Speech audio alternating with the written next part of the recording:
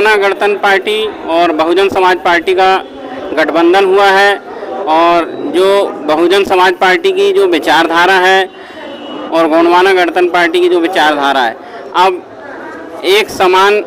होने से मध्य प्रदेश में राजनीतिक सरगर्मी बढ़ गई है। इसके साथ ही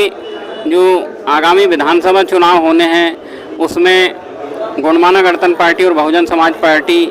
मिलकर चुनाव लड़ेगी। इससे कांग्रेस और भाजपा में भी हलचल तेज हो गई है। हम बात करेंगे सिवनी में बहुजन समाज पार्टी के सचिव रवि मेश्राम जी, वे हमें बताएंगे कि गोंडवाना गणतंत्र पार्टी और बहुजन समाज पार्टी किस तरह से मिलकर सिवनी जिले में चुनाव लड़ेगी। जैसा कि अभी 3 दिन पहले ही ये घोषणा हुई कि बहुजन समाज पार्टी और गोंडवाना गणतंत्र पार्टी जो है अब गठबंधन पे चुनाव लड़ेगी, तो ऐसा है कि चाहे आदिवासी समाज के लोग हों, चाहे अनुसूचित जाति के लोग हों,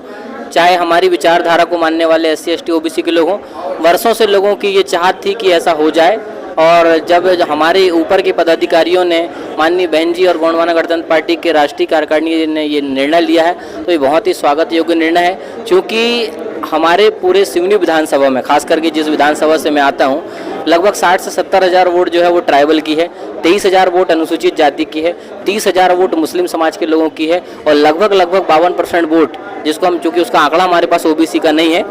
तो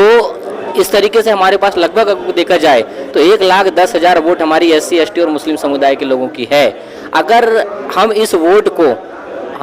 को कन्वर्ट कर पाए, और चूंकि इस बार जो पूरे प्रयास होंगे हमारे, हम युवा गांव-गांव जाएंगे और गांव-गांव जाकर के हम हमारी युवा पीढ़ी को ये बताएंगे कि अगर हमें हमारी आने वाली पीढ़ी को